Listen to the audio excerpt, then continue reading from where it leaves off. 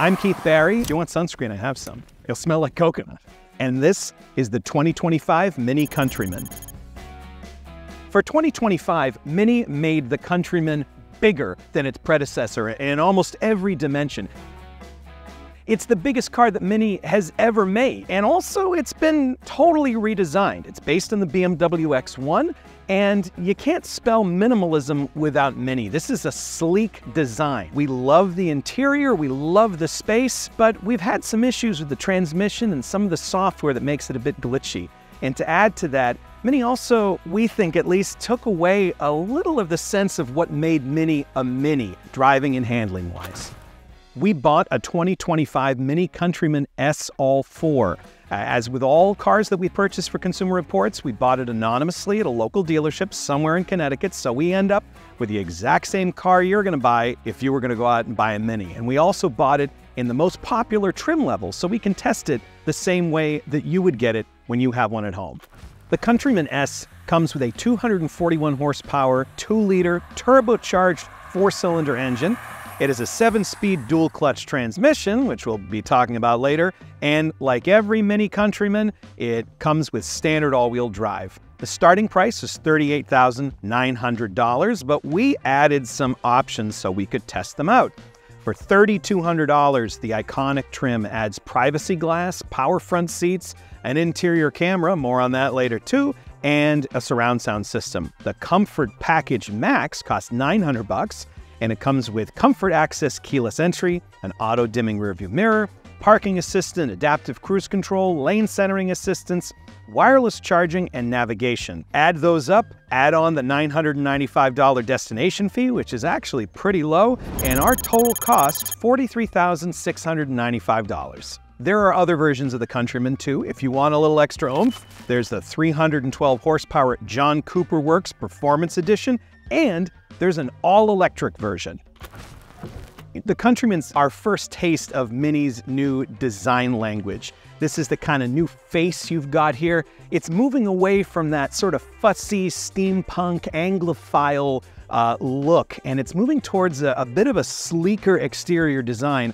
A car basically could have been made anywhere, aside from the fact that you can change the taillights to look like Union Jacks. That's about the only British thing about this brand that's left. You know, Mini is owned by BMW. This car is built 100% in Leipzig, Germany. And, you know, it has lost a little bit of that character, but it also gives a little more mainstream appeal. It's about 3 more inches over its predecessor in roof height. That does change the way it handles, but it also makes for a lot roomier feeling interior and really good headroom. Overall, it's about the same size as a Subaru Crosstrek, but Mini's trying to go a little more upscale with this, and it's competing against the likes of the Audi Q3, the Acura RDX, and even the BMW X1, with which it shares a platform. But Mini's also made things a little different, a little quirky, and when we get inside, we'll get a sense of exactly how quirky they got. As you can see, the headroom makes it really easy to get in and out of the car, and it is very roomy in here. But I think what's really cool about the Countryman is that they've done a great job with the fit and finish. They made it feel really special. This is a really unique vehicle. So there's this little strap here holding the steering wheel. There's different textures on the dashboard. Yes, it's plastic up there, but they gave you something kind of interesting to look at. You have this fabric here, this texture. You have these really easy to aim precision air vents here. The upholstery has this cool repeating M pattern, which looks really unique. In the center console, they've made 2 tiers. There's wireless charging up here, there's stowage around here. There's this little box to, you know, put things in. Interestingly, it doesn't move, and the center console, the armrest, it slides back and forth, but it doesn't open up. So you're a little short on places to hide things, but it does feel special. Mini gave this sense of place, and not a lot of cars have that. So moving on to the controls, Mini got away from the knurled metal switches that were really sort of a nostalgia play, and they moved to these sleeker ones, but they're still the same shape and form as what used to be in it. All of this is controlled or displayed on this round 9.4-inch touchscreen. There's nothing like it in any other car, but it is a nod to the original Mini from the 1960s. There's also a heads-up display over here, so you don't have to take your eyes off the road. The round display, in general, it works pretty well, but there's some serious glitches that we've come across and some control issues that give us some pause. So for instance, the climate control menu. So you'd think that this would be a slider here on the side of the screen. We don't love that it's on the side of the screen instead of in its own display, but you know, it's 2024 and that's what's happening. Instead, you can't slide it up and down. You have to actually press it and then you can slide it up and down. So it requires an extra press, extra time of your eyes off the road, extra time of your hands off the wheel, more distraction. We don't love that. There's also this experiences menu. And as you can see, it's actually pretty cool. It toggles through a bunch of different designs for the car's interior. The display, it plays a little music. It shows different configurations for the speedometer and the controls. The problem is that some of them will actually change the way the car drives, like a sport mode, like an eco mode, but other ones just change what the car looks like. And there's nothing on the screen without delving into the owner's manual online to find out exactly how these change it. So if you like this font, you might be getting different shift points. You might be getting a different throttle response. And conversely, if you want your car to handle differently, this experiences menu might not do anything for you depending upon which experience you choose. We also had some really, really weird experiences with the software. When you turn the car on, it will tell you that it doesn't recognize its tires. The speed limit sign, it's supposed to recognize what the speed limit is when you're driving. Half the time it just tells you limit. I don't know what that means. It means there's a speed limit. That's great. But can you tell me what it is? Oh, now it shows 30 miles an hour.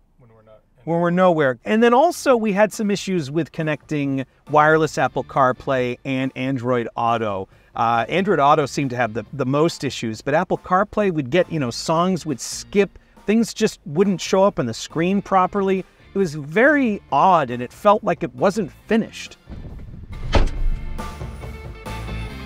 So we are out driving on the Consumer Reports test track. The driving position in the front of the vehicle is very comfortable for me, at least. We have a variety of folks who get in and out of the car, but for me, I have plenty of headroom. I can see really, really well. The pillars are kind of big, but there's a ton of visibility, very good greenhouse, lots of windows. It's easy to see. There's this sort of flimsy little pop-up see-through display. It's a little harder to use than a heads-up that's projected directly on the windshield. And I wish that they, BMW had done that like they do on BMWs, as opposed to having this special for the Mini. As far as the driving experience is concerned, when you're not in go-kart mode at least, it does feel like Mini has taken away a little bit of that Mini feel. The engine sounds amazing, and at higher speeds, yeah, it's very responsive. The transmission's very responsive. But we find that the steering, it's fine in the corners, but it just sort of has a little bit of a dull feeling on center. And the other thing which we don't love is the dual clutch transmission. It's a 7-speed dual clutch transmission. It's like you have a manual transmission with 2 little robot left feet operating the clutch for you. And those robot left feet aren't necessarily as smooth as you would hope they are. So at higher speeds, it shifts very quickly. It's very good at finding gear. But at low speeds and in pulling away from, say, a stoplight, or if you're in stop-and-go traffic, there's a lurchiness.